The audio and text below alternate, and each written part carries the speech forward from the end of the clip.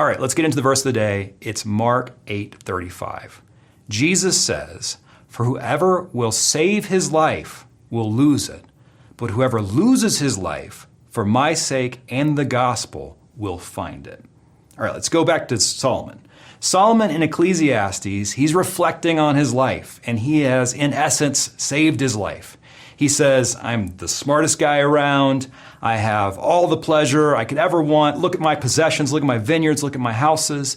And then he goes on to say, "And I'm the most popular person to ever exist." He then goes on to give a summary of those things, and he says, it's all vanity.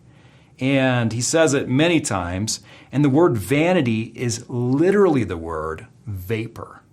Now, let's go over to Jesus. When Jesus is talking about saving your life or losing your life and the paradox surrounding that, the word for life literally means breath. Now, what he's talking about is spirit or soul or what animates you, what gives you life. But he's saying, if you're targeting the wrong things, and literally he says this in the verse following it, if you gain the whole world, if you become like Solomon, you will still, and forfeit your soul, what's the point? Now, when Solomon is thinking through this, he then goes on to say, when he's talking about all these temporary things, he says, our hearts, who we are, has been made for eternity. And so he's saying temporary things without an eternal anchor are meaningless. And Jesus is saying, what are you giving your life to?